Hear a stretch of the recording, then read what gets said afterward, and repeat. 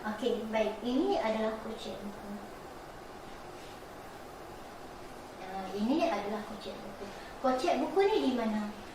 Kocek buku ni saya tak guna. Sebab saya guna automasi. Saya ada kad pinjaman depa yang bila saya scan saja kad pinjaman depa, saya dapat tahu buku apa yang dipinjam. Jadi saya tak guna kocek buku ni. Tapi asasnya kocek buku ni ada. Kocek buku ni di mana nak tampai dia? Okey, nak tampai dia di bahagian sini. Dia ditampai di sebelah dalam kulit belakang buku. Di bahagian sini. Okey, dia ditampai di bahagian sini. Diletakkan lebih kurang 2.5 cm. Itulah buatlah pembarisan macam saya buat tadi. Ni tak apalah, saya tunjuk je. Top tu tampai di atas tu. Okey, tampai di atas tu macam tu. Okey, kemudian atas 1 inci dari bawah buku atau mengikut ketetapan dari fail kuasa. Dia apa-apa pun mengikut ketetapan fail kuasa. Butiran yang perlu ada di kocek buku, saya tak tulis dah kod di sini untuk saya ambil masa, tapi saya tunjuk. Kita zoom sikit, kita tengok. Okey, saya tunjuk. Okey, apa fungsi kocek buku ni?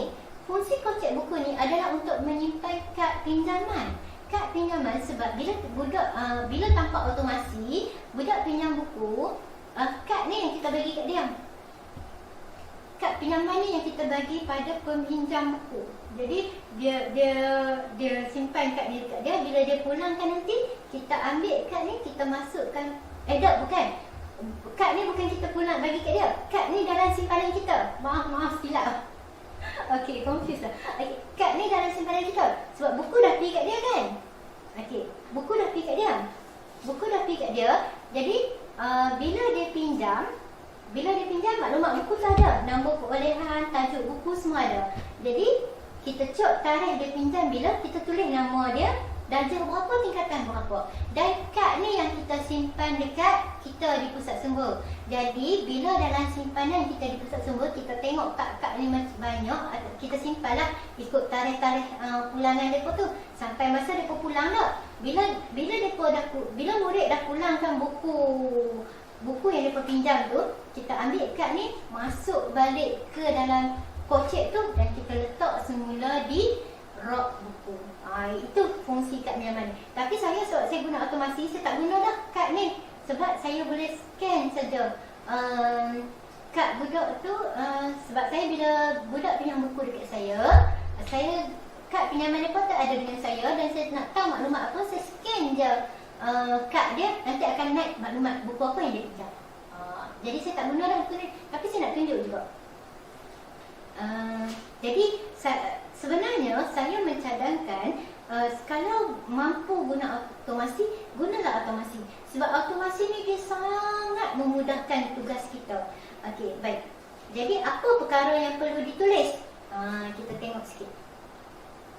Apa perkara yang perlu, butiran yang perlu ada pada kocek buku?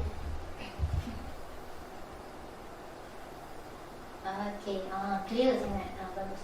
Okey, jadi macam ni, ini adalah nombor perolehan. Ini buku fiksyen ni. Sebab F, kemudian bawah dia FAU. Okey, kemudian nombor perolehan. Ni nombor pengelasan, ni nombor perolehan. Okey, penulis, kemudian diikuti dengan tajuk buku.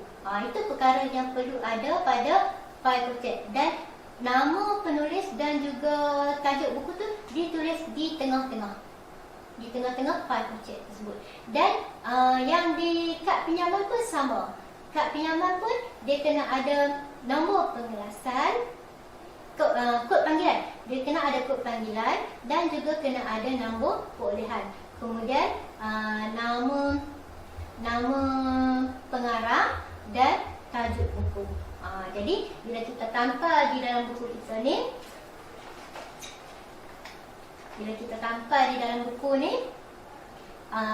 kita bila budak nak pinjam, kita ambil kad ni, simpan kat kita.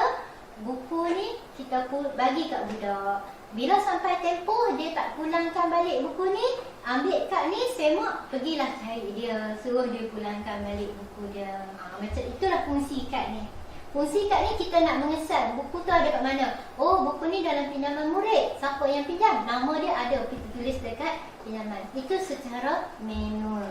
Okey. Saya tak tampal lah sebab buku saya sekarang tak guna ni. Tapi caranya tampal begitu. Okey. Dia bila tampal, saya nak tunjuk juga sebab saya biasa je. Bila khidmat bantu dulu kami tersilap tampal. Tersilap tampal dan tersilap tulis. Paling penting sekali masa nak tulis. Okey, kocek dia macam ni. Ada satu bahagian yang dia tinggi. Dia tinggi. Bahagian yang tinggi ni yang kita lekat pada buku. Bahagian yang tinggi ni yang kita tampal pada buku. Yang bahagian depan ni dia macam tu. Macam poket macam tu. Macam poket baju kita.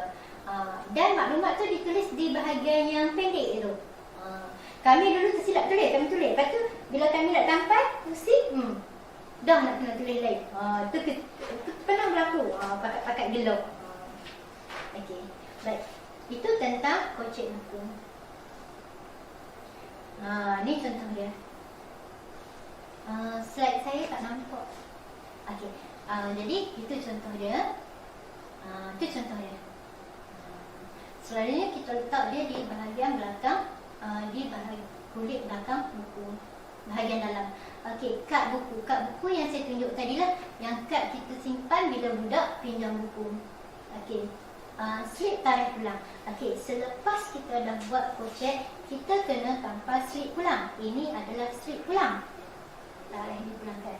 Kita tengok sikit, kita zoom sikit. Kita zoom lagi dekat sikit supaya kita nampak apa maklumat dia. Tapi saya rasa benda-benda ni kita semua tahu. Sebab kita selalu duduk pinjam buku kan. Kita rajin baca buku. Masa kita duduk sekolah, duduk pinjam buku. Sampai lah pun kita pinjam buku library awal. Kita tengok je benda-benda. Tapi kita tak buatlah kerja tu. Sebab bukan bidang kita. Tapi kita dah biasa sebenarnya. Kita dah biasa. Ini slip tarikh pulangan. Tarikh dipulangkan. Slip tarikh pulang. Slip tarikh pulang ni sama juga. Kita kena tulis juga dia punya nombor panggilan dan nombor perolehan di atas ni. Sama macam kad pinjaman tadi. Dan kat sini tak ada apa-apa. Dia cuma ditampal di bahagian sini. Okey. Dia ditampal di bahagian. Dia ada ukuran dia. Kalau tak silap saya, ukuran dia ada. Kalau kami dulu, kami ada pembaris L. Pembaris macam ni bentuk L. Bentuk L tu jarak daripada atas dia adalah 2.5 cm. Dari tepi ni 1.5 cm kot kalau tak silap saya. Tapi bila kadang-kadang buku tu besar, dia macam duduk sangat, macam tak nampak, tak cantik kan. Tak apa, kita buat putusan yang dalam fail kuasa kita, dia semua duduk di tengah. Tapi jarak daripada atas tu 2.5 cm. Tak ada masalah. Tampal di situ. Saya tampal. Tak apa nak pegang lambat. Tapi cerita dia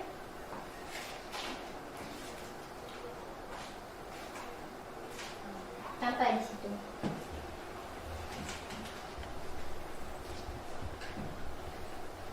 Tak apa. Kita janji kita tahu nak tampal ke mana. Ni ada. Tampal di bahagian di slide saya. Tampal di bahagian sini, ya. Okey, baik. Bila kita tampal ni, selesai kita tampal ni, makna kata dah tak selesai, ada satu baru. Okey, makna kata buku tu dah hampir siap. Okey, tujuan slip pulang. Kenapa kita tampal slip pulang? Slip pulang ni kita tulis tarikh bila buku tu hendak dipulangkan. Tujuannya adalah untuk memberi peringatan. Memberi peringatan kepada peminjam bila tarikh yang dia harus pulangkan buku. Sebab tu ada slip pulang. Tidak, nanti kita tak peringat dia, kita tak tulis tarikh bila nak hantar, dia lupa. Jadi, bila dia tengok tu, nak kena hantar dah buku. Macam itulah maksudnya. Okay, kita tengok slide kita. Slide saya nampak tak? Okey, macam tu. Contoh kat atas tu, itu tarikh bila nak pulangkan buku. Okey. Baik. Kedudukan kocek ini macam tu. Dia jadi macam tu. Nampak? Macam buku ni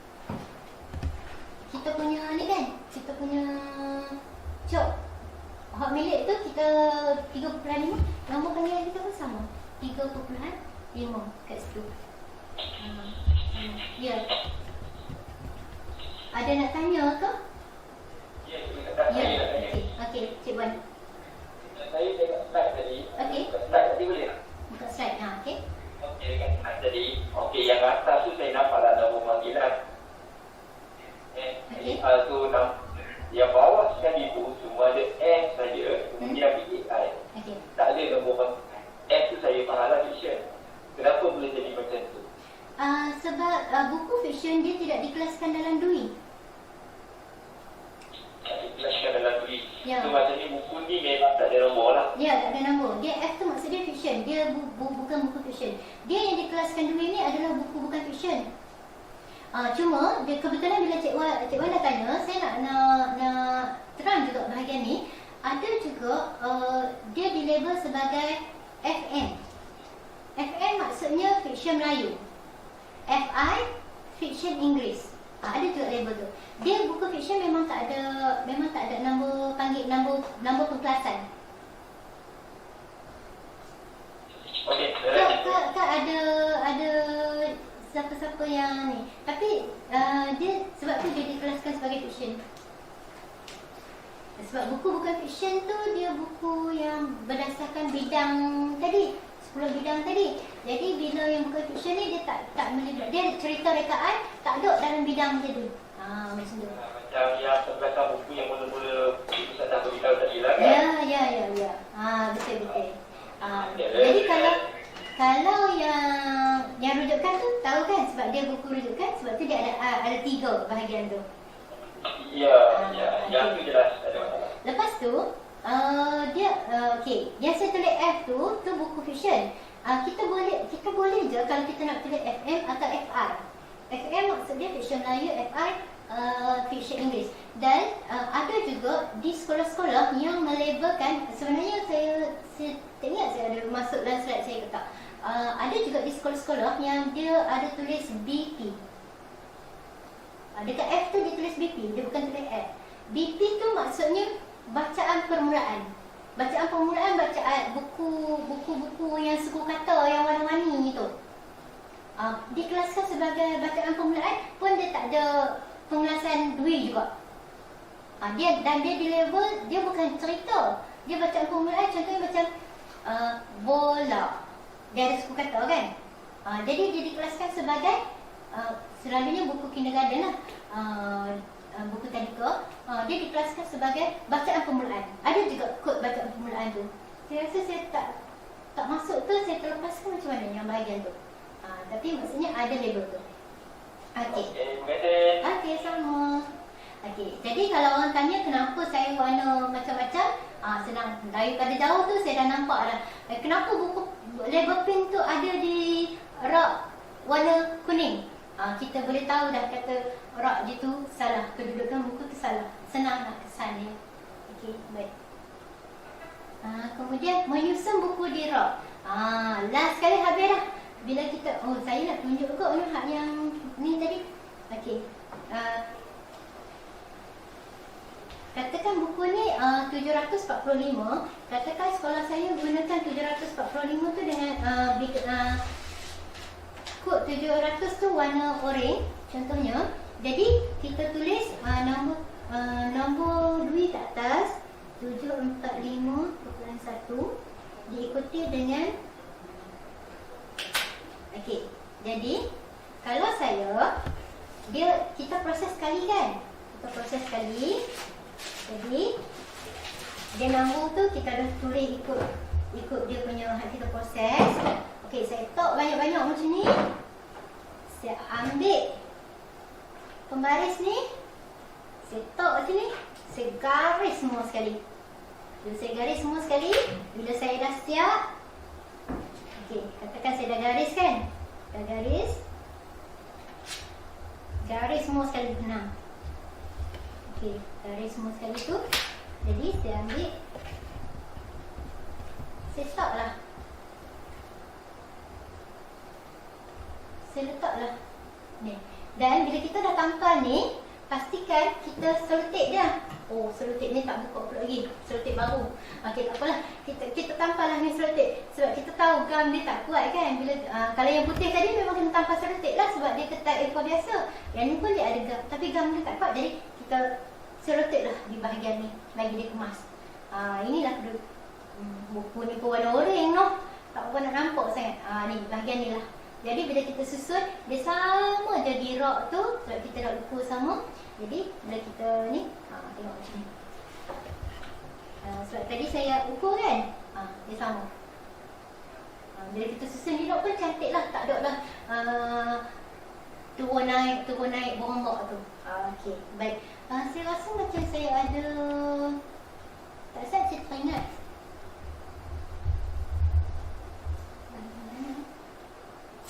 Okey, betul. Okey, baik. Untuk buku yang tebal, kita tampal di tulang buku. Di tulang buku macam ni. Tapi kalau buku yang nipis macam ni, buku yang nipis macam ni, buku ni nipis saja.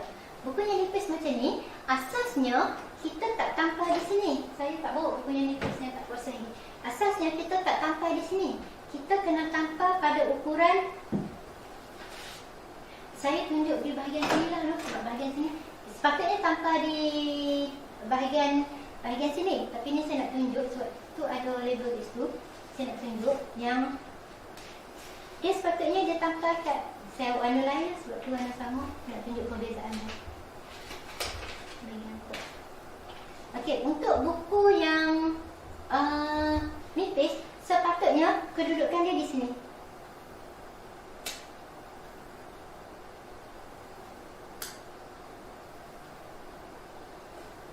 Sepatutnya kedudukan dia di situ. Dia di bahagian buku nipis ditampal di kulit buku pada jarak yang sama. Pada jarak yang sama maksudnya daripada bawah ni sampai okey. Yang ni pun jadi isu juga. Not sekali bila saya di sekolah, budak-budak dia 4-5 yang duk proses, tolong saya proses buku. Depa yang tampal benda ni kan. Okey, isu dia yang ni kita nak tampal 3.5 bahagian bawah tu dekat 3.5, bukan hak yang bahagian atas o-ring ni duduk tam sini. Faham tak maksud saya? Sebab ada buku saya, budak saya dia pergi tampal 3.5, dia ingat. Saya tunjuklah. Saya tunjuk. Bila 3.5 dia ingat bahagian atas tu yang 3.5. Dia pergi tampal kat situ. Dia pergi tampal kat situ. Jadi bila kita kumpul dengan kawan-kawan lain, hak dia jadi lepas ke bawah. Dah tak selaras dah dengan kawan-kawan hak lain. Kalau saya suruh buka balik sebab nanti nampak tak cantik. 3.5 dia punya bawah level dia daripada bawah, bukan di atas level tu. Tu maksud yang saya nak sampaikan. Okey, baik. Asasnya buku nipis kita perlu tampal di sini. Jarak dia kalau tak silap saya daripada tepi ni 1.5 cm. Okey, tapi bila kita tampal di sini, pasal apa tampal di sini? Sebab di sinilah baru kita nampak dia punya kod panggilan dia, nombor panggilan kan. Kalau tampal macam ni, dah kita baca dah macam nak kena ni. Kalau buku tebal, memang kita tengok sini, kita tahu nampak nombor panggilan dia. Jadi buku nipis sepatutnya kita tampal di sini. Tetapi saya tampal meliputi juga. Jadi sepatutnya saya macam kena guna yang panjang sikit. Yang panjang sikit, yang sepatutnya nombor panggilan ni di bahagian hadapan. Yang di bahagian belakang ni ruang yang kosong saja. Sebab apa? Sebab saya nak dekat tulang buku ni nampak warna ni. Bila letak di rok tu, nampak warna. Bila dia salah letak rok je, saya tahu dah buku tu duduk di rok yang salah. Sebab tu saya litup sampai ke belakang. Tapi sepatutnya nombor pengelasan, nombor panggilan tu dia kena di bahagian depan lah. Patutnya saya kena guna stiker yang panjang sikit. Nak kena orang kata perbaikilah benda tu. Sebab kadang-kadang bila kita memproses dengan tanpa ilmu ni, banyak kesilapan yang kita buat sebenarnya. Itu antara kesilapan saya jugalah. Okey, baik. Okey, baik. Jadi apabila kita selesai dengan melabel melabel tulang buku, maka selesailah proses teknik kita. Okey, bila selesai proses teknik kita, kita perlu menyusun buku di rak. Jadi macam mana cara nak susun buku di rak? Susunlah mengikut urutan nombor pengelasan, diikuti mengikut abjad. Contohnya macam kalau nombor pengelasan tu 373.2, dia kena duduk di depan berbanding dengan 378.01. Tapi kita di pusat sumber kita taklah sampai macam tu. Ini untuk pusat sumber yang besar, perpustakaan yang besar-besar, dia orang memang akan ikut. Sebab bila dia orang detect je tempat mana nombor panggilan tu, dia orang terus boleh pergi cari dekat rak yang betul terus. Sebab memang dia orang susun ikut kaedah ni. Tapi apabila nombor pengkelasan yang sama, kita tengok 378.247, dia dua nombor yang sama. Kita nak susun seterusnya mengikut abjad nama penulis. Macam tu. Dan bila kita susun buku di rak, sepatutnya kita susun macam gambar saya tadi.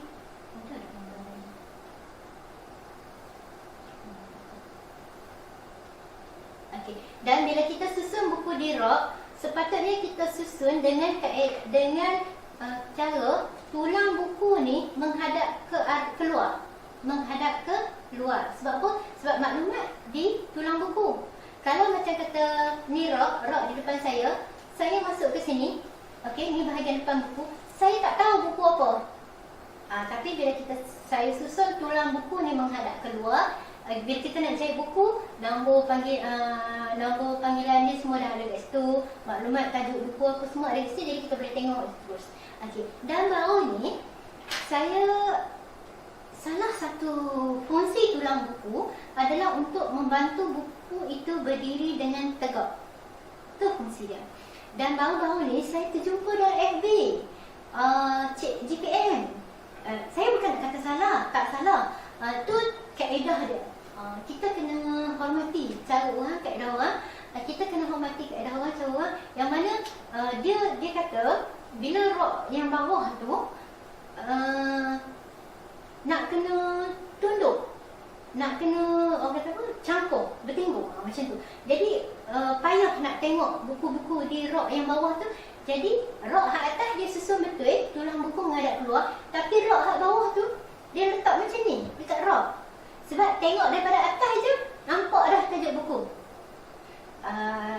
Jika dia ada justifikasi sendiri, kita terima.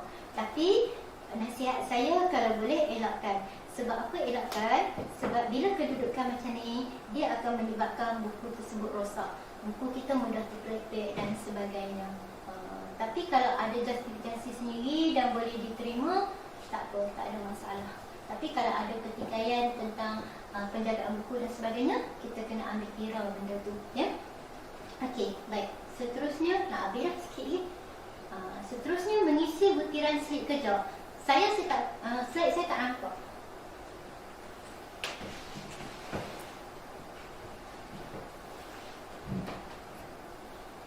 Okey, baik. Mengisi butiran slip kerja. Slip kerja ni saya tak buat dah benda ni. Tapi waktu pandemik ni saya rasa saya kena buat balik semula. Bukan kena buat balik semula, memang kena buat dah kan. Okey, sebab apa? Mengisi butiran slip kerja ni, kalau bila saya pakai otomasi, saya dah skip dah. Saya terus rekod masuk dalam komputer je.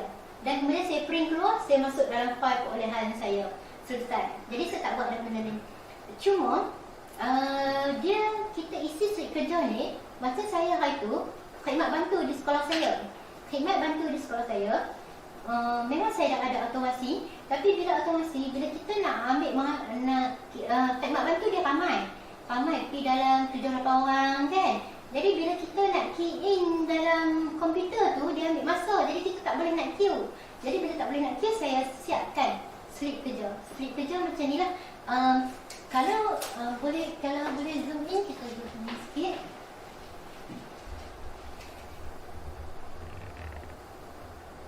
Okey, kalau ikut pada slide saya tadi lain sikit. Tapi ini memang saya buat sendiri. Slip kerja ni memang saya buat sendiri. Ustaz, ni macam tak open nak buka. Kita lihat buka sikit. Lihat ni agak sikit. Okey, slip kerja ni memang saya buat sendiri macam ni. Dia slip kerja ni kita nak buat macam mana tak apa, asalkan semua maklumat buku yang kita nak tulis di dalam buku perolehan kita ataupun yang kita nak key in data di dalam komputer tu ada. Dan kalau dulu bila Kak Mat bantu guna slip kerja ni, sebab bila kita masuk nak tulis satu-satu dalam buku perolehan, kita kena ikut turutan nombor dia. Kalau kita tak ikut turutan nombor dia, jenuhlah nanti dia bercelarung kan. Jadi bila mai 5-6 orang, 7 orang, semua pakai nak proses buku, benda tu cepat. Bila cepat, tak boleh nak tulis satu-satu dalam buku perolehan tu. Jadi kita tulis dalam slip kerja dulu. Bila kita tulis dalam slip kerja, contohnya ini ditulis oleh seorang, tapi nampak tulisan berbeza. Saya di awalnya saya tak, contohnya buku macam saya bawa tadi, saya tunjuk tadi, satu bundle tu, satu siri, satu bundle ada 10 buku. Saya tulis siap-siap nombor perolehan dia. Jadi cikgu yang Kak Mat bantu tu, dia akan ambil buku tu, dia mula dengan nombor perolehan dan dia tulis pada buku yang bertajuk Misteri Angkasa Boom tadi. Dan dia tulislah maklumat-maklumat lain. Okey, jadi bila habis selesai sampai proses label terang buku tu siap terus boleh naik ke RAW dan boleh dipinjam. Tapi dalam rekod perolehan kita ataupun dalam komputer kita tak key in ni. Jadi nanti bila kita ke lapangan, barulah kita key in daripada slip kerja ni perlahan-lahan ke dalam komputer kita ataupun dalam rekod perolehan kita. Sebab dia kena berturutan kan. Kalau semua pakai nak buat tu lambat. Jadi masing-masing pakai isi slip kerja, nanti GPM dia duduk dia sengsara, nanti dia isilah perlahan. Jadi untuk hari tu kami dapat mana kami dapat buat untuk 2 hari Kak Mat bantu. Ni untuk kan tulisan lain sebab cikgu pakai Kak Mat bantu. Jadi untuk 2 hari Kak Mat bantu tu saya rasa saya dapat proses hampir 1000 buah buku 2 hari. Sebab tu saya kata khidmat bantu tu memang sangat membantu saya untuk menaikkan buku-buku di RAW. Cepat prosesnya. Tapi dalam sistem kita tak ada lagi. Tak apa, janji sampai kat RAW budak boleh baca. Cuma saya bila ada lah kata budak nak pinjam dan saya tak sempat key in lagi, kadang-kadang saya key in lah budak nak pinjam tu dulu. Pandai-pandai kita lah untuk menguruskan perkara tu. Janji maklumat buku tu ada pada kita. Itu tentang slip kerja. Okey. Ini contoh kad katalog. Tadi saya dah habaq dah daripada awal, kad katalog ni saya tak berapa mau sentuh sangat sebab kita pun dah jarang guna. Kad katalog ni kita guna dulu untuk kita mengesan kedudukan buku tu. Tapi lah kita jarang guna. Jadi saya tunjuk sebentar saja supaya kita tahu kata ada wujudnya kad katalog ni. Saya pun minta maaf cakap terang, saya pun tak berapa mahir sangat kad katalog ni. Tapi tujuan dia adalah untuk mengesan kedudukan buku dulu. Tapi lah sebab kita ada guna apa? Automasi, jadi mudah untuk kita kesan buku. Baik, jadi maka bila sampai pada bahagian tu, selesai kita punya teknik proses buku. Okey, jadi rekodkan butiran-butiran yang daripada slip tu tadi masuk ke dalam rekod perolehan buku ataupun stok kita. Saya rasa dah habis. Okey, sekian, terima kasih. Kalau ada ya. Assalamualaikum. Waalaikumsalam. Ya. Ya. Pada Cikgu Syahda. Alhamdulillah. Yang berusaha tuan-tuan Guru Nara STP, Sektor Sebuah dan Teknologi Pendidikan, sesuai rakan-rakan pegawai STP dan juga moderator Cik Hadi ini pun ada bersama kita ini. Cikgu Syahda, banyak atas pertanyaan kakak juga. Saya ada beberapa persoalan yang ingin saya tanya. Yang pertamanya dengan program sinergi ataupun jalinan dan juga jaringan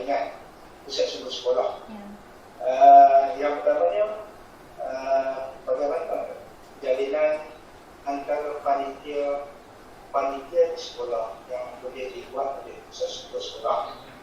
Yang kedua,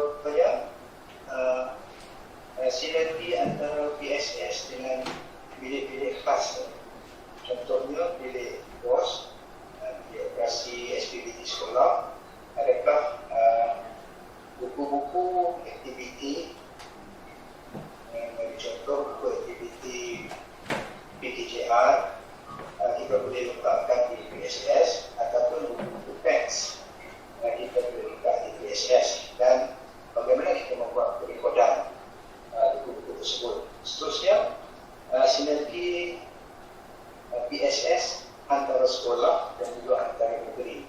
Apakah cara mudah yang digunakan oleh, contoh mungkin di sini Cikgu Sambang dan juga Cikgu Hadiri laksanakan untuk berkongsikan dengan sekolah-sekolah, khususnya bagi saya di KMR, dan juga program-program pengantarbangsaan yang dibuat oleh sekolah Cikgu Sadah dan juga sekolah Cikgu Hadiri untuk kita berkongsi di sana. Sekian, terima kasih. Baik. Banyak soalan. Alhamdulillah saya cuba jawab. Tapi kalau saya tak dapat jawab, saya rasa Cikgu Hariri pun ada boleh jawab, dan Ustaz Fakrul, Cikgu Wan pun ada boleh jawab. Jadi saya cuba jawab dulu. Cuma kalau ada soalan yang saya tertinggal tadi, pengingatkan balik saya semula. Okey, baik. Pertama sekali mengenai buku. Macam mana kita nak menjalinkan hubungan kita dengan panitia. Okey, saya macam ni. Kadang-kadang kita beli buku mengikut keperluan. Yang saya kata semak keperluan tadi kan. Semak keperluan, contohnya pertama sekali, kita pusat sumber adalah sistem berpusat. Sistem berpusat di mana semua perolehan panitia itu perlu direkodkan di pusat sumber. Okey, jadi itu dah mewujudkan jalinan dengan semua panitia. Jadi bila kita membantu mereka memproses buku dan menempatkan semula buku pada mereka, itu adalah satu kaedah menjalinkan hubungan dengan panitia yang itu dari segi perolehan buku tu menggunakan PCG panitia. Itu yang pertama. Yang kedua, kita juga boleh peruntukkan pusat sumber, PCG pusat sumber. Kadang-kadang ada panitia dia yang tak berapa ada duit. Kan, ada panitia yang tak berapa ada duit. Contohnya panitia yang macam bahasa ni, dia pun tak apa ada duit berbanding dengan panitia yang macam pendidikan seni, banyak duit. Jadi macam panitia bahasa ni, dia pun cukup-cukup dia untuk mereka beli hadiah budak, buat program kat budak. Tapi untuk mereka nak beli buku untuk mereka, contohnya buku tata bahasa ke buku rujukan mereka tak ada. Jadi dalam mesyuarat induk pusat sumber sekolah, di mana ketua panitia turut serta, ketua panitia boleh minta dengan pusat sumber sekolah untuk ada buku tu. Jadi itu pun dah mewujudkan jalinan. Jadi maknanya kita bantu panitia untuk ada bahan. Okey, bahan pula yang saya sebut, pertama tadi buku lah. Yang kedua bahan-bahan lain. Bahan-bahan lain seperti carta, model dan sebagainya pun kita boleh tolong bagi. Sebab macam saya, pusat sumber saya budak ramai, jadi duit dia pun banyak, jadi kita boleh kongsi bersama. Okey, itu satu kaedah dia. Tadi yang buku beli dengan sumber panitia tapi diproses oleh pusat sumber. Yang kedua, buku pusat sumber, buku yang dibeli oleh pusat sumber dihantar kepada panitia. Tapi dalam rekod dia, punca dia pusat sumber, tapi penempatan dia panitia. Itu pun boleh menjalinkan hubungan dengan panitia. Okey, itu daripada segi bahan. Daripada segi aktiviti pula, kita boleh berkolaborasi banyak dengan panitia. Saya selalu buat program dengan panitia. Contohnya, ni kita nak merdeka. Walaupun kita PDPR, kita duduk di rumah, norma baru dan sebagainya. Kemarin kami dah buat pelancaran Bulan Kemerdekaan. Jadi selepas ni akan ada susulan lah aktiviti Bulan Kemerdekaan. Jadi salah satu program yang saya berkolaborasi dengan panitia, contohnya panitia sejarah, saya akan lancarkan satu kuis. Sebab saya ada siri kuis literasi maklumat saya sepanjang tahun.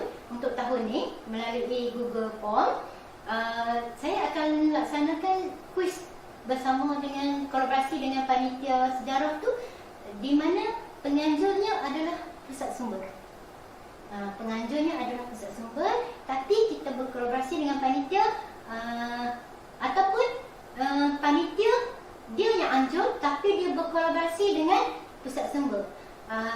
Dan macam mana boleh wujud kolaborasi itu, sama ada daripada pelibatan jawatan kuasa ataupun penggunaan platform ataupun penggunaan bahan ataupun penggunaan duit. Panitia sejarah dia tak banyak duit tapi dia nak buat program, dia nak bagi hadiah kat budak, boleh. Saya rasa macam ada bahagian tu yang kita boleh kongsikan dengan panitia. Jadi macam itulah yang caranya untuk saya wujudkan hubungan dengan panitia. Okey, soalan lain tadi saya dengar dengan sekolah-sekolah lain kan? Sekolah-sekolah lain Bilik khas. Bilik khas. Dengan bilik bos. Bilik bos. Kalau bilik bos, macam mana bilik bos ni? Dia sebenarnya kita boleh sebenarnya untuk SPBT rekod dia memang berasingan daripada pusat sumber. Jadi kita tak boleh campur yang tu. Bukan tak boleh campur, dia memang diuruskan berasingan. Cuma kalau kita nak minta macam buku SPBT tu ditempatkan di pusat sumber untuk rujukan, kadang-kadang ada cikgu dia tak ada buku teks dan sebagainya, dia nak guna apa? Kita tempatkan di bilik pusat sumber dan cikgu-cikgu boleh, tak ada masalah sekiranya sekolah itu mempunyai buku teks yang mencukupi atau berlebihan. Tapi isu buku teks sekarang macam di sekolah saya, buku untuk budak pun tak cukup, kami pun tak cukup. Jadi kita tak boleh. Tapi untuk saya dengan pusat SPBT sekolah saya, kami pernah laksanakan bersama. Kami laksanakan bersama program, dia panggil program apa? Sayangi buku teks tu. Kami buat satu pelancaran sayangi buku teks tu. Jadi pusat sumber lah yang macam membantu SPBT ni untuk menyediakan bahan-bahan tu. Sebab contohnya SPBT kadang-kadang ada sekolah yang kecil-kecil, unit-unit ni mereka tak ada bahan. Contoh macam mesin laminate ke, printer ke apa semua mereka tak ada, kan? Jadi SPBT ni dia akan pergi pada pusat sumber, dia kata, Kak, kita nak buat pelancaran tapi bahan kami laminate tak ada, apa tak ada. Jadi sekarang kami nak buat dengan pusat sumber. Pusat sumber tu dia akan jadi sama ada kolaborasi ataupun akan jadi jawatan kuasa di bawah satu jawatan kuasa, contohnya penyediaan bahan, kan? Jadi pusat dia akan bagi bahan dia. Jadi kita pusat sumber lah dalam proses bahan tu untuk dia. Tu cara mewujudkan hubungan dengan bilik-bilik khas yang macam tu. Kita boleh buat program macam tu. Menjawab tak yang tu? Kami biasa buat macam tu. Saya biasa dengan SPBT saya buat yang tu. Okey tak cikgu?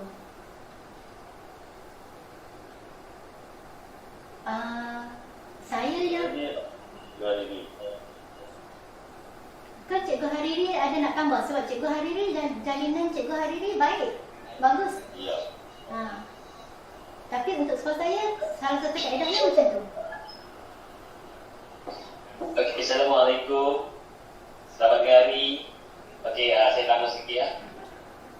Okey, berkaitan dengan hubungan jaringan di antara pusat sumber dengan panitia-panitia. Yang pertama sekali, kalau kita nak bagi nampak dengan real, setiap kertas kerja atau dokumentasi di muka cover depan tu, cikgu tulis tu, okey, program sayangi buku. Contohnya program sayangi buku, anjuran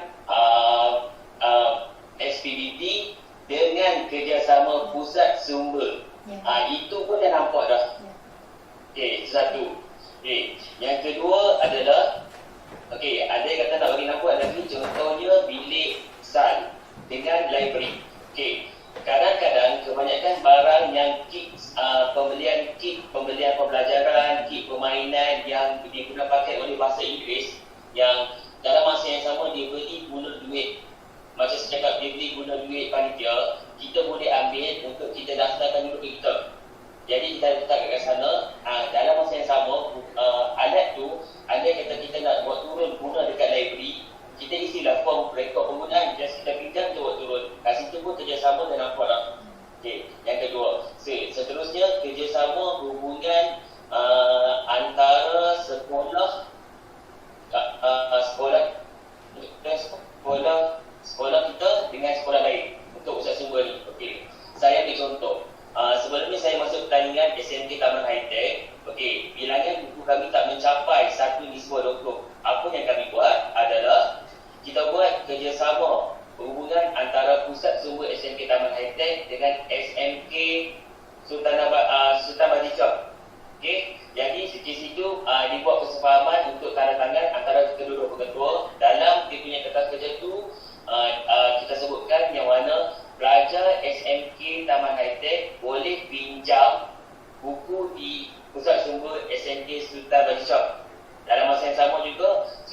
mahasiswa juga pelajar dia boleh pinjam buku di sumber Taman High-Tech. So kat situ kerjasama kedua-dua hala antara kedua-dua sekolah.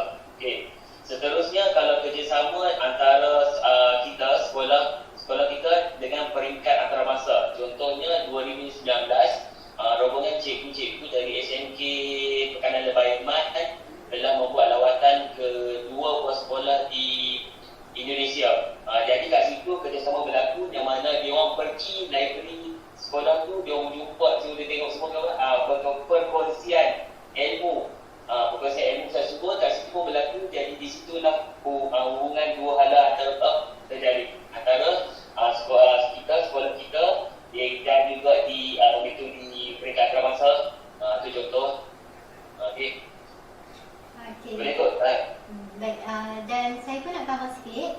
Untuk jalinan bersama dengan sekolah, saya pernah dijemput untuk memberi kursus kepimpinan pengawal pusat sumber dan juga proses teknik buku. Ada sekolah yang menjemput saya, jadi saya pergi dan nak mewujudkan jalinan tu dia perlu melibatkan budak, di mana saya bawa pengawal pusat sumber saya pergi sekali bantu sekolah tersebut sebagai fasilitator, macam tu.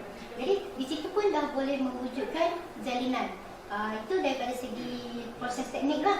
Daripada proses teknik macam khidmat bantu lah juga.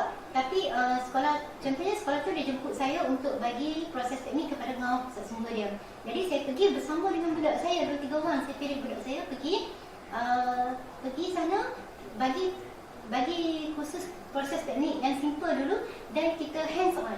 Bila kita hands on, murid kita ni membantu mereka. Jadi di situ wujudnya jalinan. Itu daripada segi proses teknik. Kalau daripada segi aktiviti, saya di Kuala Muda, saya pernah melaksanakan camp membaca peringkat negeri pun saya pernah, peringkat daerah pun saya pernah. Dan masa kita melaksanakan program tu, kita jemput sekolah-sekolah sekitar kita untuk hadir bersama dalam program tersebut, mengambil bahagian dalam program tersebut. Itu pun satu kaedah menjalinkan jalinan tu. Dan untuk yang terbaru ni, dalam situasi sekarang, saya berhasratlah untuk melaksanakan satu proses teknik macam ni secara dalam talian macam ni. Jadi saya berhasratlah untuk menjemput sekolah-sekolah lain turut serta dalam kursus teknik. Sebenarnya tujuannya saya nak bagi kursus teknik pada murid-murid saya. Tapi dalam masa yang sama, saya nak jemput juga murid-murid daripada sekolah lain. Contohnya setiap sekolah tu wakil 2 orang pun dah cukup. Tapi di situ kita dah boleh melibatkan jalinan dengan banyak sekolah. Kalau kata 10 sekolah, 2 orang, kita dah dapat jalinan dengan 10 sekolah. Macam tu. Jadi kita boleh mewujudkan jalinan tu dalam pelbagai kaedah lah dan pelbagai cara. Dan kita juga boleh lancarkan macam saya sebut tadi, yang kuis literasi dan sebagainya. Kita boleh juga ajak sekolah-sekolah lain untuk turut serta dalam program-program yang macam tu. Okey. Jadi bahagian mana lagi tadi? Ada yang tertinggal tak soalan tadi? Okey. Menjawab semua? Cikgu yang tanya tadi, ada tak lagi soalan yang tak terjawab lagi, yang tertinggal lagi? Sebab tadi saya rasa macam banyak soalan untuk saya terlupa. Tak ada Kalau tak ada, sebelum ni, tapi saya sebelum nak mempromosi sikit lah, minta kebenaran daripada Cik Wan untuk mempromosi. Sila. Okey, baik. Sebenarnya kalau okey, baik. Untuk daerah, bukan Kuala Muda je lah, semua daerah pun. Saya pernah juga datang ke Alustar untuk proses teknik dengan bukan proses teknik. Yang tu khusus kepimpinan pengawas pusat sumber sekolah, SK Sultanah Asmah. Saya pernah datang.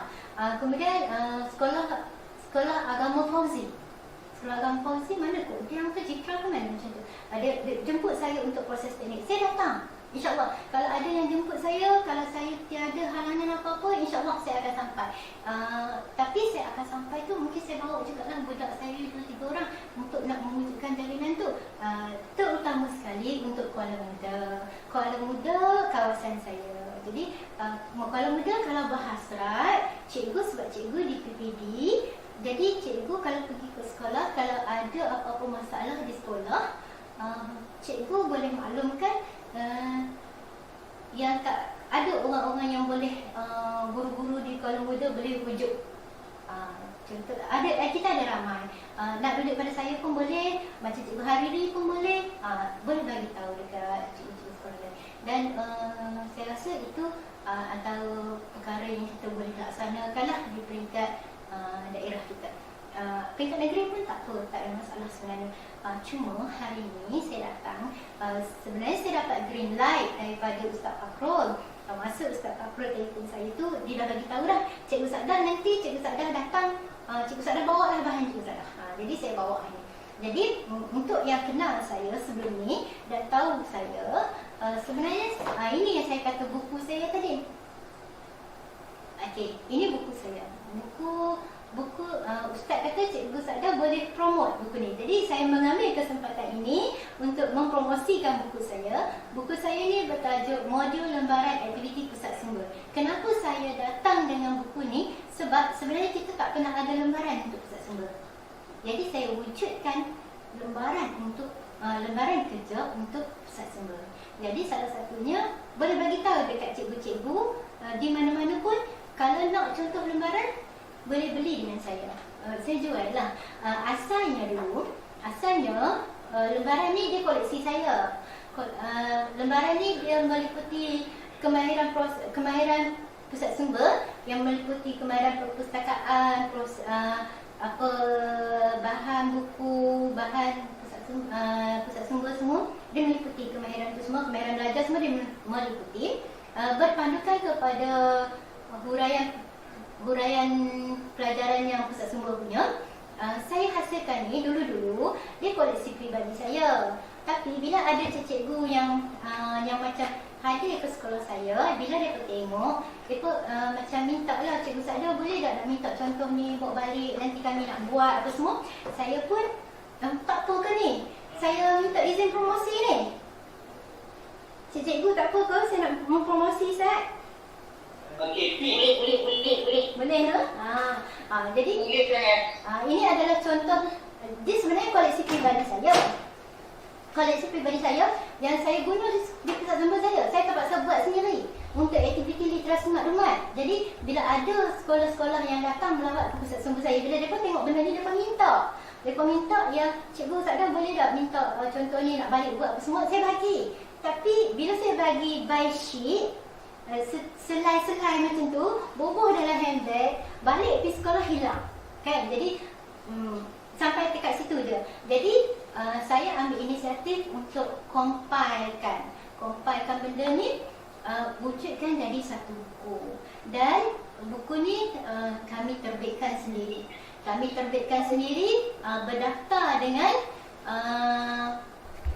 dia punya ISBN. Oh, tadi saya tak sebut ISBN ni. Kebetulan bila okey. Kami berdaftar dengan Perpustakaan Negara Malaysia.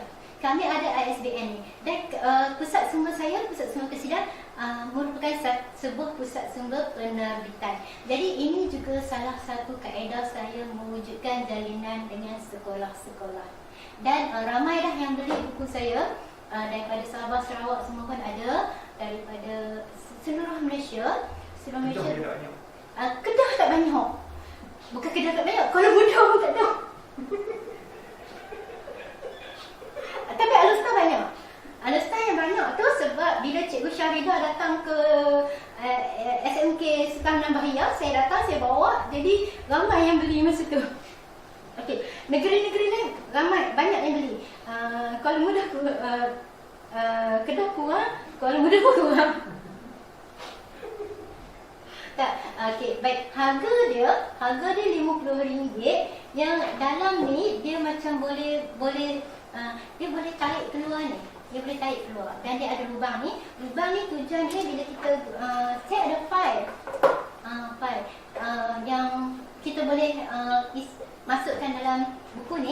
kita boleh buka dia, masukkan ni untuk memudahkan saya memberi kebenaran dan keizinan untuk cetak semula di sekolah sebagai worksheet. Macam tu.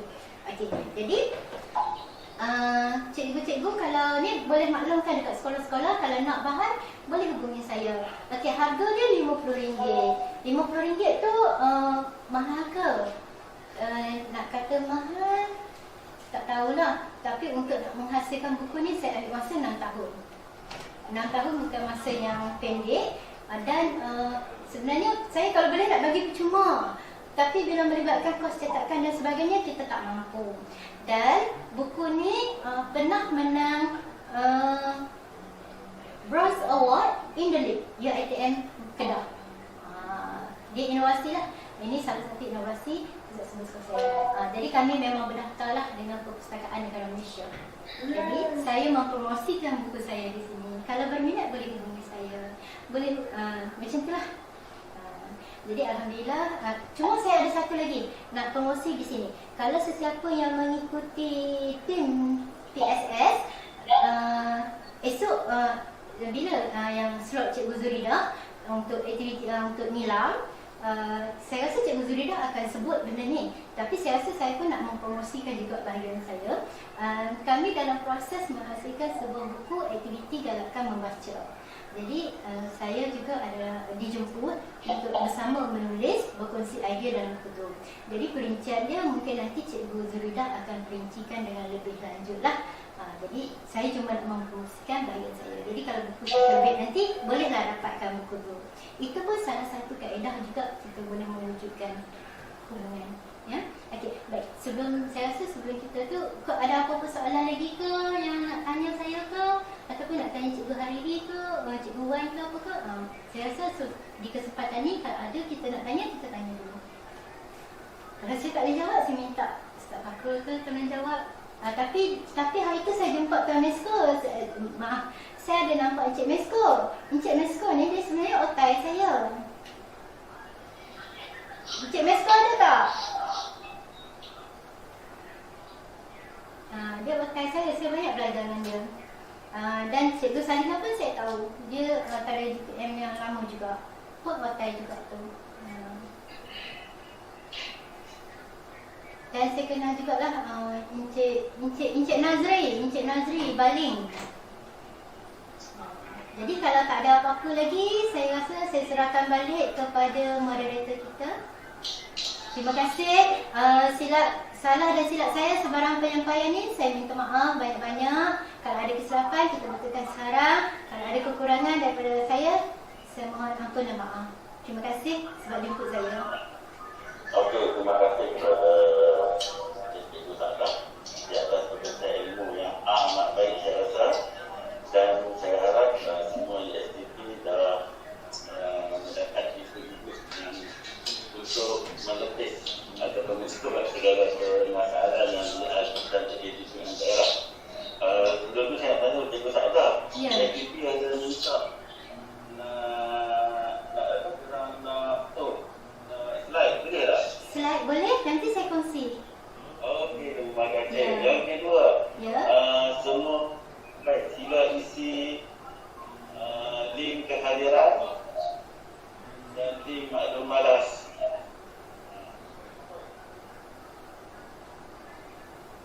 Okey, link kehadiran. Link kehadiran scan saja. Kalau tadi KMY dah keluar dah tu, dia sempat. Dia sempat dah tu. Keluar. Itu sama ke tadi dia keluar?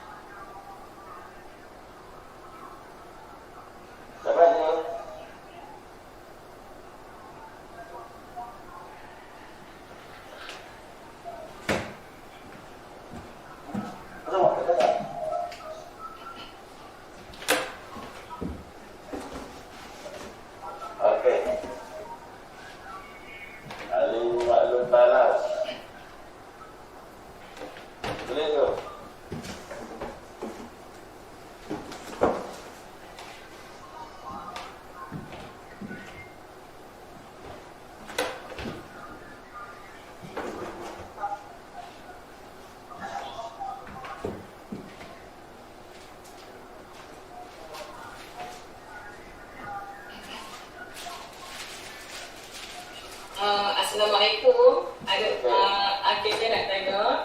Tadi ada sebut pasal MS Team yang PSS. Tu macam mana? Pusat sumber ke? Macam mana tu? Ada ke? Kalau ada saya nak join lah sebab setakat ni yang ada cuma yang SSTP punya lah. Apa dia tu? Ada tadi Encik Wan pun sebut pasal MS Team untuk yang PSS ada ke? Cik Wan. Ada tu? Ataupun macam mana? Seingat saya Setakat kami setakat ni hanya ada SSTP MS Team saja lah. kalau tak silap saya kami bagi Cik Wan jawab.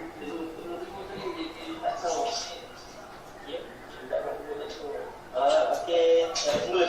Bagi saya dengar semula soalan tu ya. Okey, saya minta maaf lah, saya nak tanya sikit. Tadi ada sebut tentang MS Team untuk PSS. Ke ada group lain selain daripada SSTP, DPF? Mak masa ni tak ada lagi itu ya.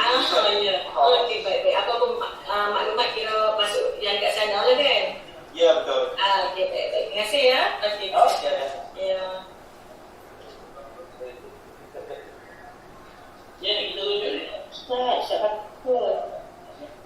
5.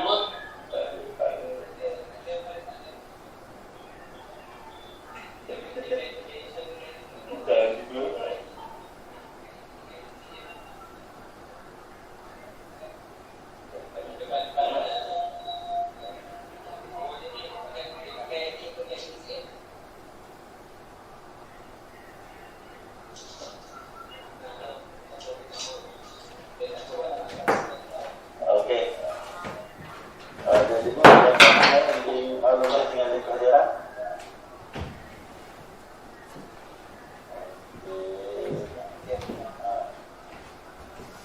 Ini program saya rasa dah dapat semua lah. Sekali lagi saya ucapkan terima kasih kepada Cikgu Sada atas kepada ilmu dan terima kasih juga kepada semua pegawai aktiviti yang hadir dan jangan lupa dan kita ada lagi satu pada 23 hari bulan Ogos yang akan disampaikan oleh Dr. Zulika Hamim tentang pengurusan hilang. Itu juga saya harap cikgu boleh masuk ke dalam dari tiap bagi tahu diri kami tak diganggu pada waktu dan kerana penting juga untuk sekolah. Dan untuk akhirnya saya sekali lagi ucapkan terima kasih dan nanti bila cikgu tak ada kongsi slide tu kami akan kongsikan dalam kita punya grup. Akhirnya sekali lagi saya ucapkan terima kasih kepada semua yang hadir. Terima kasih kepada hari ini. Dan juga dari soalan dari kita harap selama 2 hari kita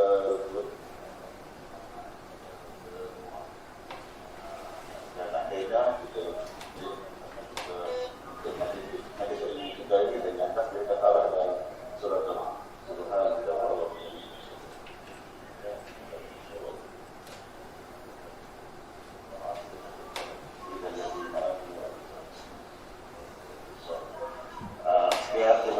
Jumpa lagi pada 23 Ogos. Okey, nanti video akan dikongsi. Ya.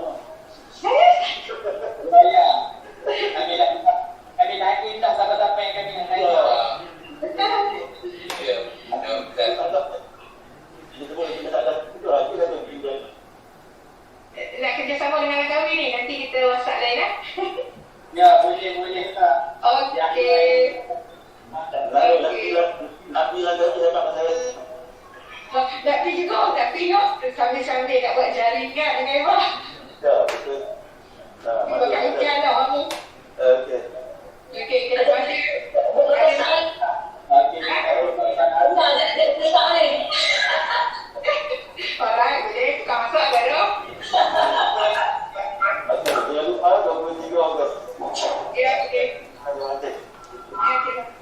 Okay, terima kasih Chandra. Thank you.